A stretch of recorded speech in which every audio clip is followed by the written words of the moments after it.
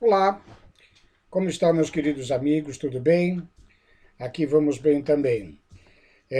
Como a Renata falou, ela concluiu agora a parte A do 12º capítulo do nosso livro, e eu entro então com a parte B, e assim, nesta aula, a gente finaliza as bem-aventuranças do Sermão da Montanha. E esta parte é exatamente aquela que é a mais conhecida, acho que da grande massa da população cristã, mas eu acredito que a grande maioria não conhece a extensão e a magnitude do que é o Sermão da Montanha. Mahatma Gandhi, certa feita, falando sobre os cristãos, ele diz o seguinte, que se todos os livros do mundo, todas as bibliotecas deixassem de existir, pegassem fogo, mas sobrasse tão somente o Sermão da Montanha, a humanidade estaria salva. O que ele quis dizer com isso? Ele quis dizer que aqui estão as regras, os preceitos básicos dos relacionamentos humanos, da evolução espiritual do ser humano. Aqui é a essência da doutrina de Jesus, é a essência da moral cristã. Tanto é, como já dissemos em outras ocasiões, que o próprio Evangelho segundo o Espiritismo está baseado em mais de 50%, cerca de 60%, 2/3 quase, dos seus capítulos baseado no Sermão da Montanha. Ok? Eu vou ler o introito dessa parte B, a fala de Jesus, que está em Mateus, no capítulo 5, versículo 11. Mas antes de eu dar sequência a desenvolver esse tema da fala de Jesus, eu quero fazer uma referência ao que a Renata falou agora há pouco aí na parte A, tá bom? Eu vou ler então. Depois de todas as bem-aventuranças que citamos anteriormente, vem essa.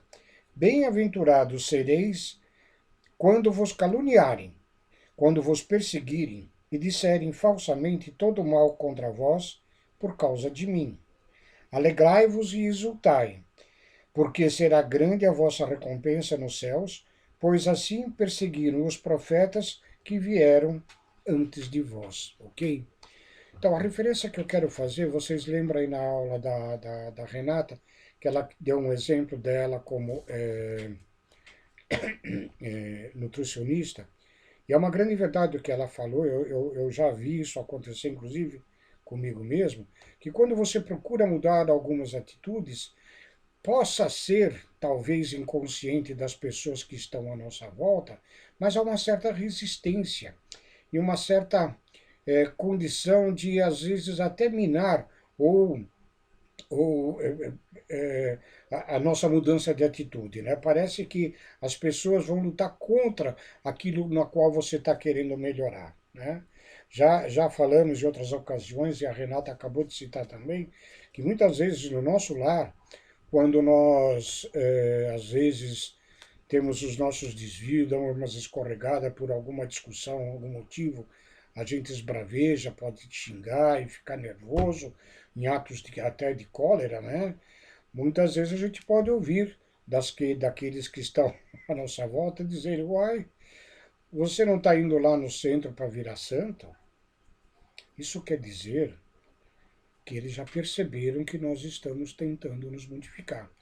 Já conseguimos? Não.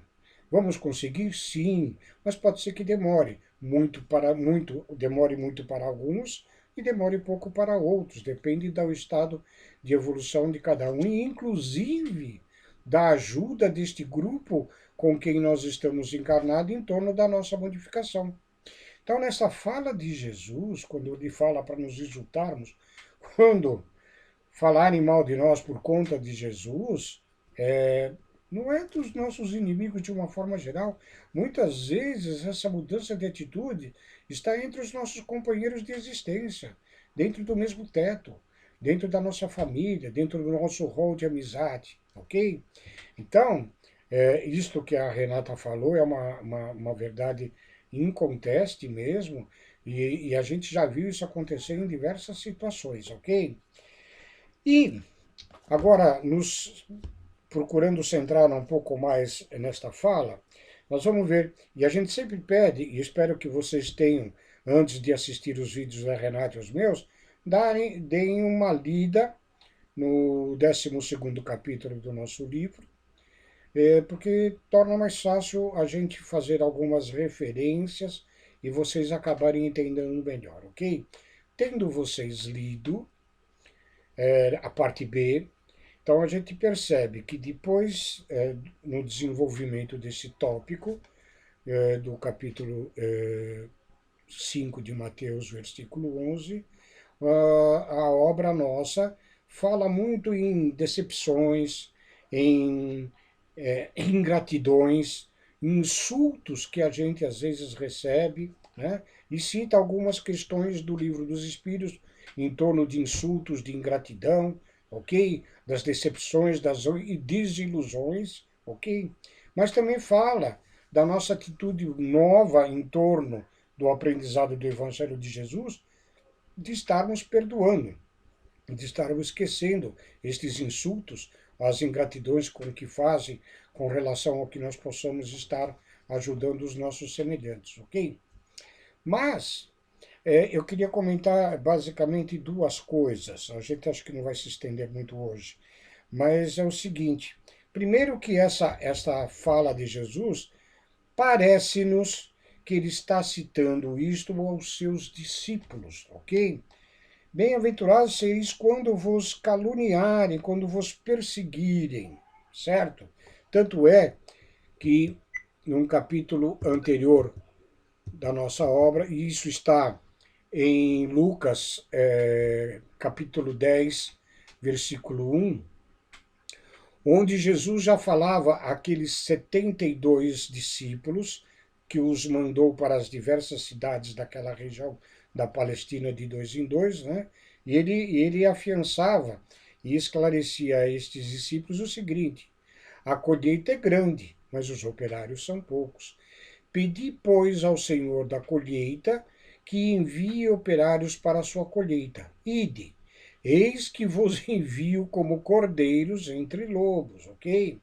E nessas falas, que se dirigindo mais entre essa recomendação de Jesus àqueles discípulos dele, ele diz o seguinte: por causa de mim sereis conduzidos à presença de governadores e de reis para dar testemunho perante eles e perante as nações. Quando vos entregarem, não fiqueis preocupados em saber como ou o que havereis de falar naquele momento, porque o Espírito de vosso Pai é que falará por vós. Veja que Jesus faz uma espécie deste aviso, dessa bem-aventurança, como se fossem seus discípulos. Mas não nos esqueçamos que o Sermão da Montanha é dirigido a uma multidão ao pé deste monte, e o significado de Jesus falar à multidão significa ele falar a todos nós, falar à humanidade. Jesus, como governador do nosso planeta, ele se pronuncia com vistas a uma forma intemporal, não tem um tempo, é para todas as épocas e também não é regional, mas para todos os cantos do nosso globo terrestre, ok? Então, esta fala do nosso mestre, que dá a entender num primeiro momento dita e dirigida aos seus discípulos, é dirigida a todos nós que procuramos, de uma certa forma, impregnarmos do novo, da boa nova de Jesus, fazendo com que as nossas atitudes se modifiquem. Como nós estávamos vendo entre a Renata e esta nossa fala de início aqui, essas mudanças provocam em nossos semelhantes, às vezes, posturas, ainda que inconscientes, mas contrárias a esta nossa melhoria. Toda reforma interior que nós procedemos em nós sempre vai provocar à nossa volta alguma contestação, ainda que suave, mas provoca, né? Muitos às vezes vão dizer que esse nosso novo modo de compreender a vida, a existência, esse novo modo de nos portarmos diante desta ou daquela situação, não é vida. Muitos vão se pronunciar. Eu já tenho muitas pessoas dizerem numa posição de que a gente se encontra, às vezes, de estar dedicado à nossa causa, a do Espiritismo, do Evangelho, né? Que isso não é vida para ninguém, né?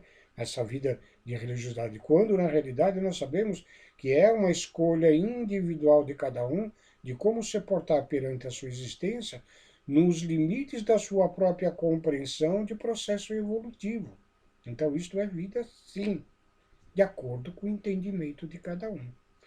Então, quando Jesus fala desta perseguição que nós vamos ter, nós podíamos imaginar que ele falava logo após o seu retorno às esferas resplandecentes, da qual Jesus coabita com outros espíritos de luz igualmente, que ele falaria aos primeiros cristãos que sofreriam aquelas perseguições dos romanos, perseguições estas que, na realidade, iniciaram-se por próprios judeus, né? Como a nossa a querida Renata falou, a perseguição iniciou-se com o Saulo de Tarso.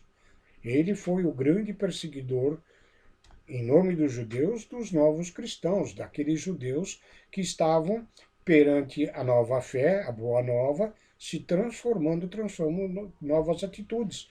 Tanto é que Saulo de Tarso, quem leu a obra Paulo e Estevão, vai compreender aquele embate que Saulo de Tarso tem com Estevão, onde Estevão se posiciona como um verdadeiro cristão defendendo a fé, né? Entendendo ele que a lei judaica, baseada no Pentateuco mosaico, é válida, mas que Jesus é maior do que esta lei. E isto o faz com que Saulo de Tarso se indigne com aquelas palavras de Estevão, tanto é que Estevão é morto por apedrejamento a mando de Saulo, ok?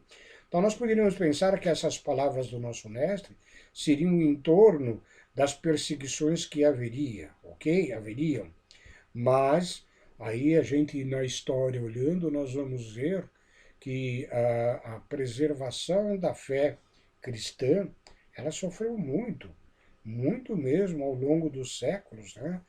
E, inclusive, como já dissemos, às vezes os perseguidores estão dentro da nossa própria casa, dentro da própria igreja, dentro da própria religião dita cristã, né, dentro do cristianismo.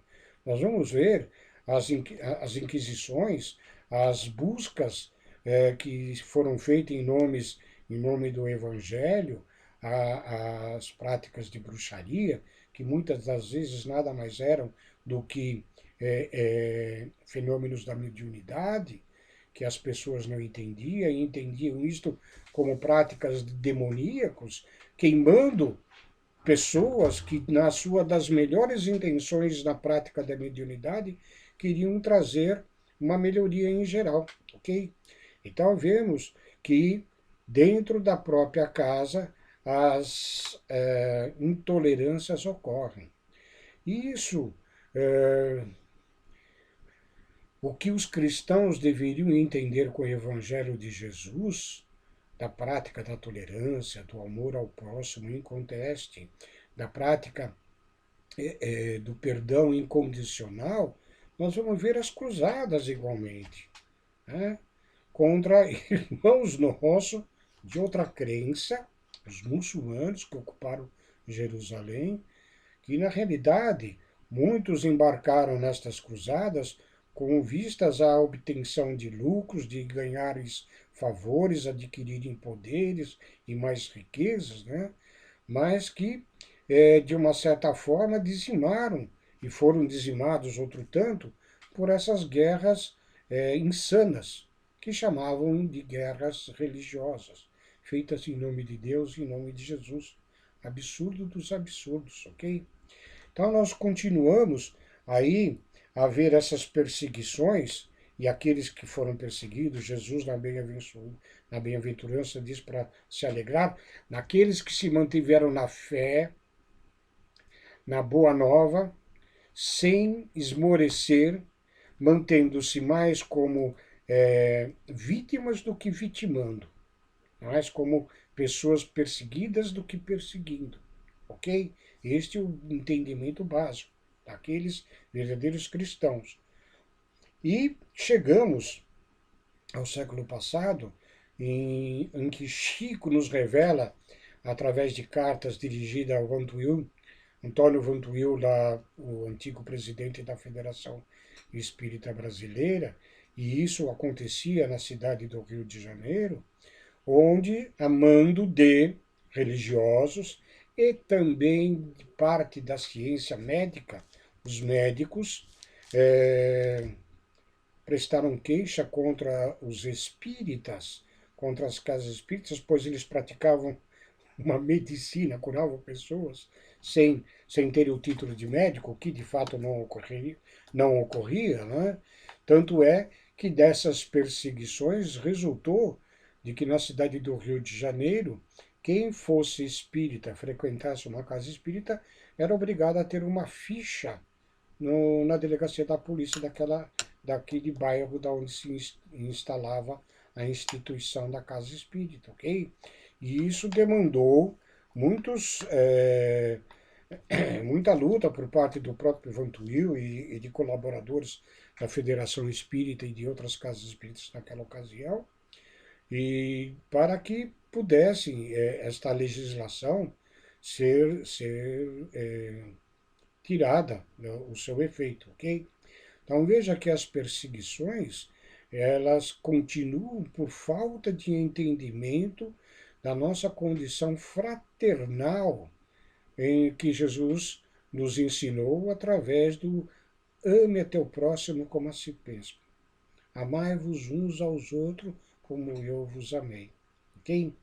Então, bem-aventurados aqueles que se sentirem caluniados, se sentirem perseguidos e falarem mal da gente por conta de estarmos no caminho reto do nosso entendimento dentro da boa nova de Jesus, bem-aventurados seremos nós, pois nós podemos exultar, porque assim os outros que assim nos antecederam, como diz Jesus, no caso lá dos judeus, os profetas judeus, foram também perseguidos.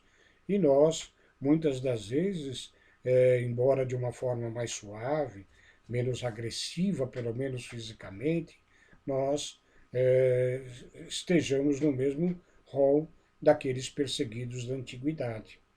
E ainda hoje, nós espíritas sentimos e precisamos compreender os nossos irmãos de outras escolas religiosas que muitas das vezes nos acusam, né, de estarmos comungados com os demônios, né, nas nossas práticas mediúnicas, né, com o entendimento nosso da mediunidade, do princípio da reencarnação, onde eles, aos seus seguidores, professam palavras contra a nossa doutrina, no sentido de afastá-los de nós, né?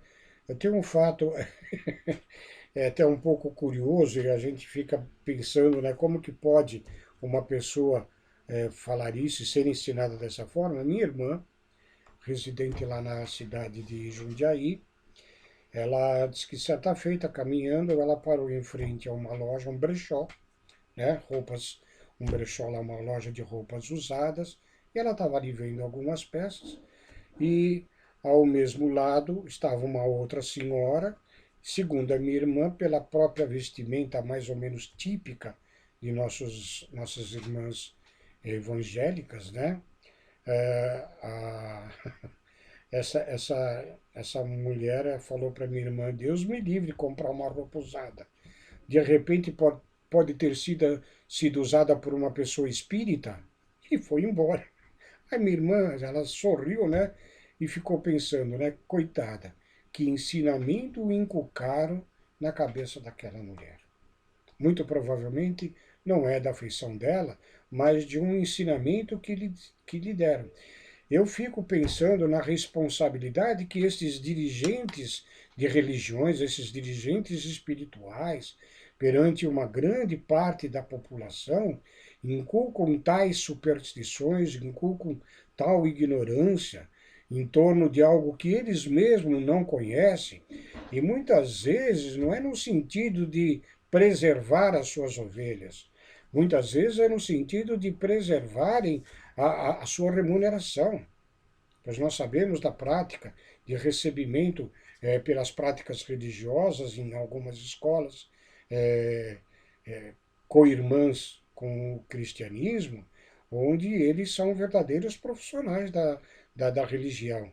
Então, muitas vezes, no interesse de salvaguardar os seus cofres, né, falam para que as pessoas nem se aproximem de doutrinas que possam ser esclarecedoras, libertadoras da nossa mentalidade, que é o que eu particularmente imagino a nossa doutrina espírita como uma esclarecedora e libertadora dos grilhões que muitas vezes nós mesmos nos prendemos em existências passadas, em outras religiões, ou fomos os religiosos que pressionamos as nossas ovelhas a pensarem da mesma forma indevida como nós, ok? Então, veja que esta fala do nosso Mestre Jesus, primeira, embora possa parecer dirigida aos seus discípulos, é a todos aqueles que seguem o seu Evangelho, é dirigida a todos nós. Não é naquele momento dos seus discípulos ou no momento seguinte ao seu retorno à pátria espiritual, onde os cristãos sofreram inúmeras perseguições, e sim a todas as épocas da humanidade, até que um dia todos nós nos utilizamos verdadeiramente da fraternidade, possamos nos enxergar todos, independente da escola religiosa que abraçamos, né? Nos entendermos como os irmãos e praticarmos o verdadeiro amor entre todos nós. Era isso que tínhamos para este tema, esse tema da nossa 12ª aula, parte B. Espero que vocês gostem. Como sempre, fica aberta a postura de vocês de retrucarem algumas falas nossas, de colocarem um outro ponto de vista. Às vezes a gente pode, na nossa fala, gerar alguma dúvida. Então, entre em contato conosco. Nós temos 2 grupos nossos aí à disposição para que a gente possa nos comunicar em termos de trocar ideias e sanar dúvidas, ok? Então, na próxima aula, na próxima semana, nós daremos continuidade ao Sermão da Montanha nas outras partes e esperamos que, não me parece que tão brevemente como a Renata falou no final, né? Me parece que ainda vai demorar um pouco para nós retornarmos. Queira Deus que esta liberação que na nossa cidade começa a iniciar na próxima semana não provoque uma segunda onda de contaminação e agravamento da Covid-19, né? Aqueles que se veem na necessidade de saírem de suas residências, tomem por gentileza, por favor, todo o cuidado possível, ok?